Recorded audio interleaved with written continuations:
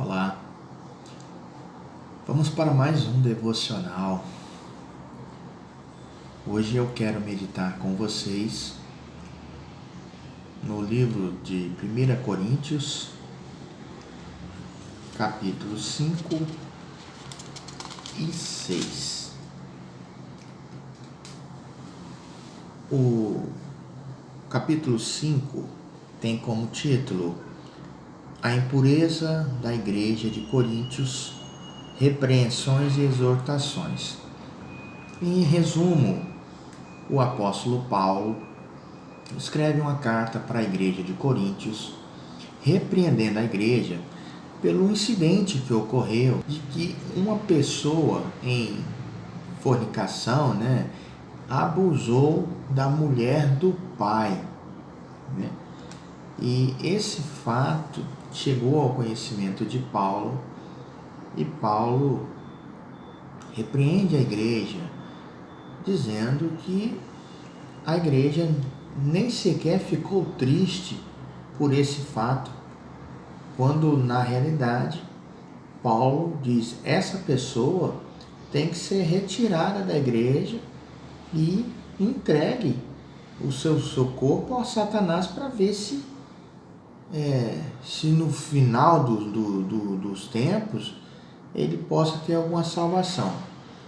O que Paulo está fazendo é: não conformeis com atos de fornicação dentro da igreja, casos como de alguém que abusa a mulher do próprio pai e a igreja não falar nada, é inadmissível, porque são pecados visivelmente abomináveis a Deus, e cabe à igreja repreender aqueles que cometem tal coisa.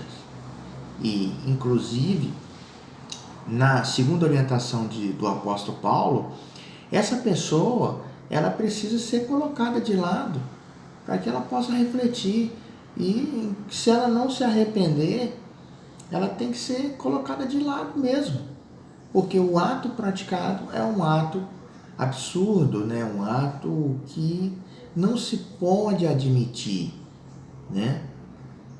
E aí Paulo vai discorrendo, aqui sobre esse fato, até que ele chega lá no versículo 9 do capítulo 5, e aí ele começa a dizer assim: já por carta vos tenho escrito que não vos associeis com os que se prostituem. Isso não quer dizer absolutamente com os devassos deste mundo, ou com os avarentos, ou com os roubadores, ou com os idólatras, porque então vos seria necessário sair do mundo.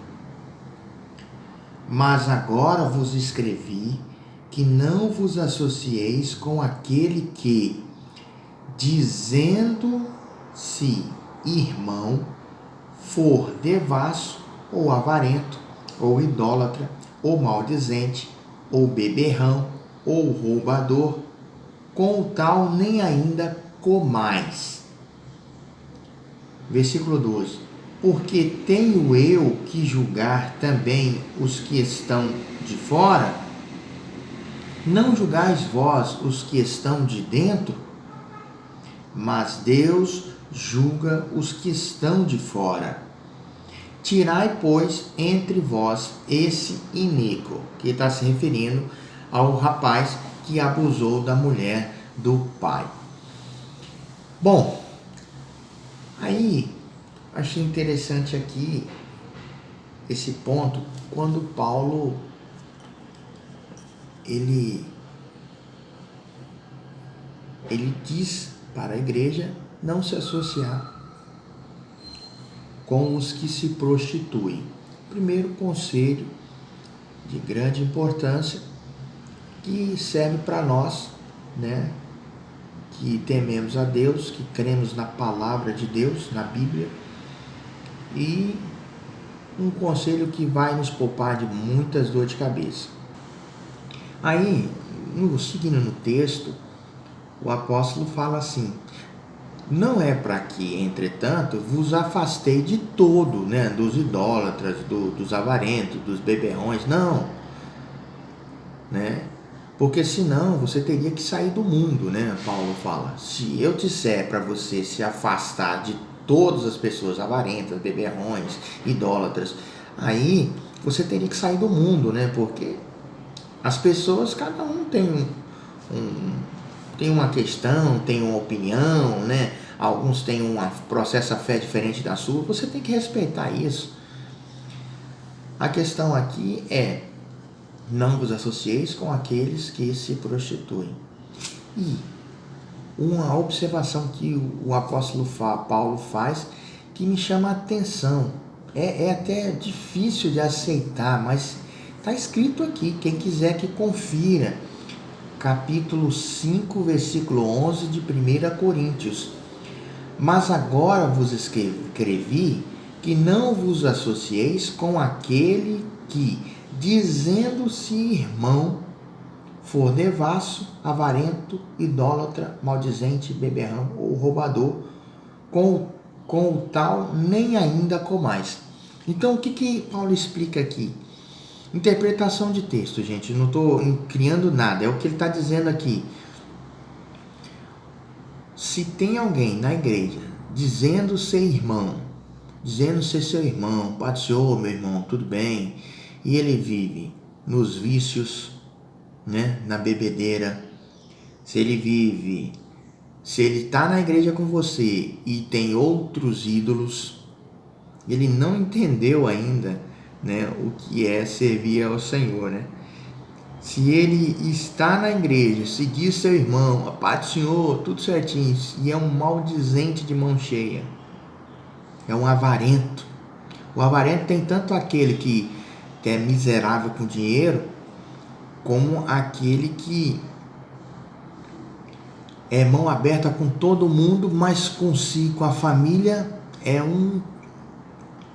extremamente miserável, ou seja, né? Então tem dois tipos de escassez, de avareza, aquela avareza que todo mundo vê, né, que a pessoa é muito avarenta com ela mesma e com as pessoas, e uma avareza em que a pessoa, ela com todo mundo, ela não é mão aberta, mas com a família é mão fechada, né, mão de ferro, né, e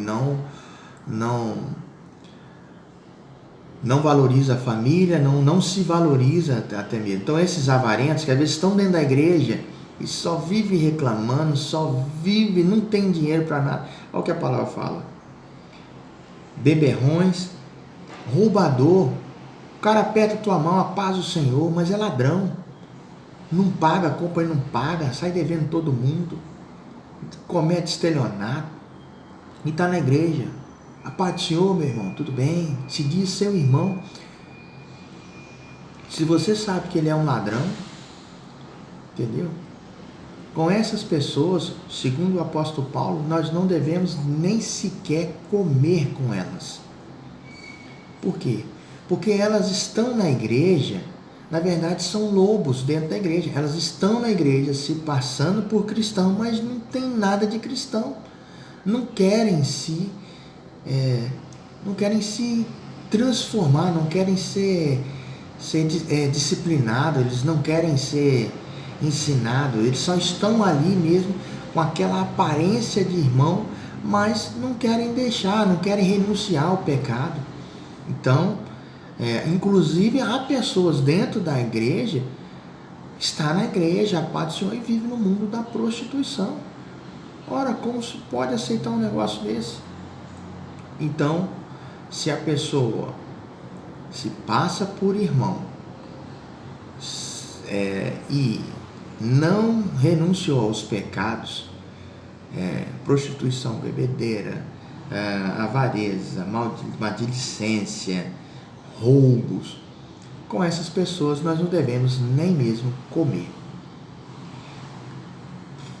E aí, no versículo 12, Paulo vai falar assim: por que tenho eu que julgar também os que estão de fora? Não julgais vós os que estão de dentro? Por que ele diz isso? Porque se você que está na igreja lidar com seu irmão todo dia, né, ou constantemente, conhece a família da pessoa, conhece o trabalho dela, os filhos e tudo. Se você descobrir que a pessoa é ladrão, avarento, maldizente, promíscuo e não fizer nada, você está sendo conivente com a coisa que você vê, porque você tem um relacionamento maior. Até porque a igreja é isso, igreja é relacionamento. A pessoa, ela vive numa igreja, estar em uma igreja é viver em comunidade, né? Então você, ali é natural que às vezes você conheça, não é nem tem igreja que não dá para conhecer todos os irmãos, mas aquela pessoa que está próxima a você ali, que você conhece a família, conhece a vida da pessoa e tal, você vê pelos comportamentos da pessoa, pela forma como ele fala, como a forma como ele se veste, pela forma como ele age, né? Dificilmente, por exemplo, uma pessoa que está na igreja, que é viciado, por exemplo, em cigarro ou em bebidas, dificilmente você não verá ele com em algum momento bebendo ou com cheiro de cigarro, enfim. Então, aqui está dizendo que é mais fácil julgar os que estão de dentro. Por quê? Porque você está vendo ali, você tem um relacionamento diário. Agora, julgar aqueles que estão de fora, Paulo diz, deixa isso para Deus. Deus julga os que estão de fora, porque você não tem como saber exatamente a vida da pessoa de fora, mas os que estão dentro da igreja, você tem mais facilidade de saber. E aqui, no caso de Coríntios 12, na época, né, a igreja era dentro das casas, né? Era dentro das casas, era mais fácil você conhecer o outro, né?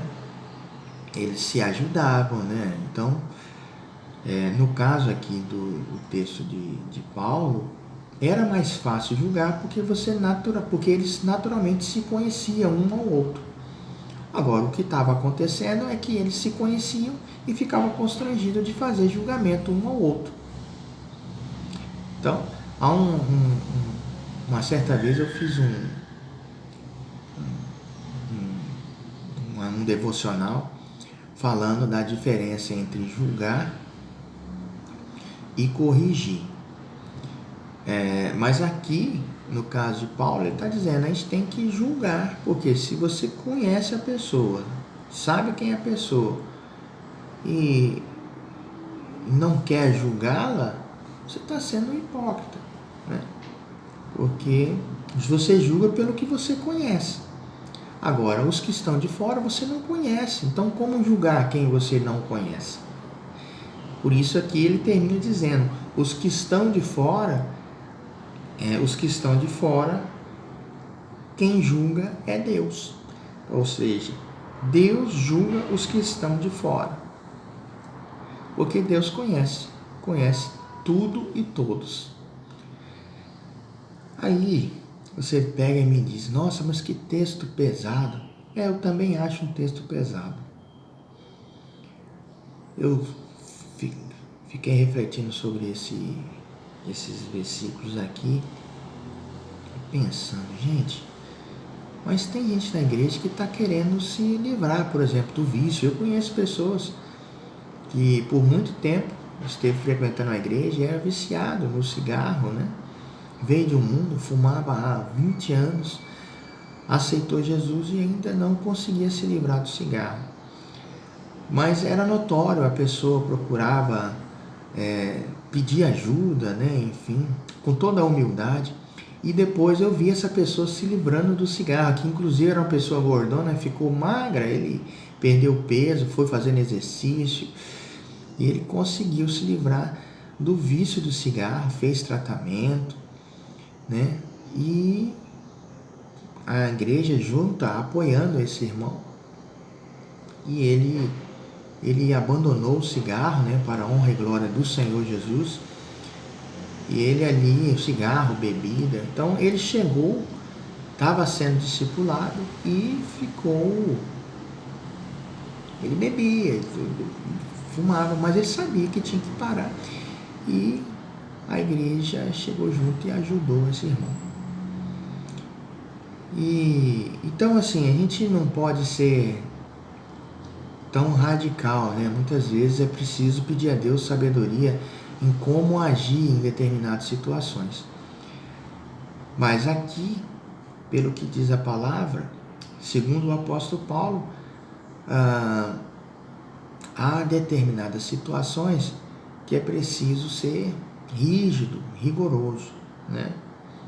Então, é importante a gente conhecer a Bíblia, saber o que está falando na palavra e refletir sobre o assunto, porque a palavra de Deus, a Bíblia, é um manual do crente, né? Ela está aqui justamente para nos ajudar a como se relacionar com as pessoas, como conviver com as pessoas e como ser instrumento de Deus na vida das pessoas, né? Então, se a palavra está dizendo, cabe a nós cumprir a palavra e pedir a Deus discernimento, sabedoria, para que nós não possamos ser levados a erros por alguma interpretação equivocada, né? Enfim, da Bíblia.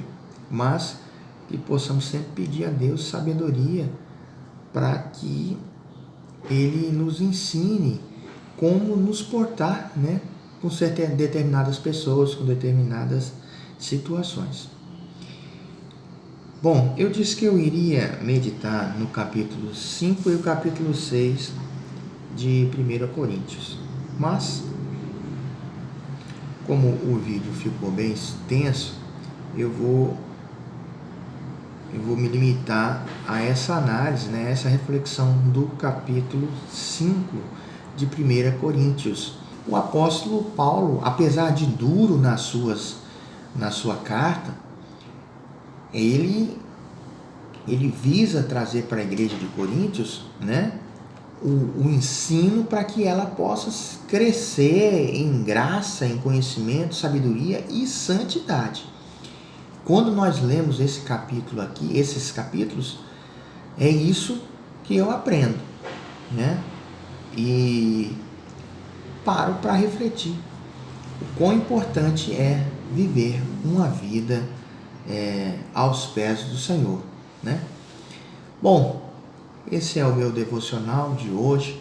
Eu espero que essa reflexão possa te ajudar de alguma forma e eu peço a Deus que Ele complete a palavra dele no seu coração, trazendo para você um aprofundamento sobre esse tema e que Deus esteja falando com você falando mais, né, completando a palavra dele sobre esse assunto. Um grande abraço, fiquem com Deus e até a próxima.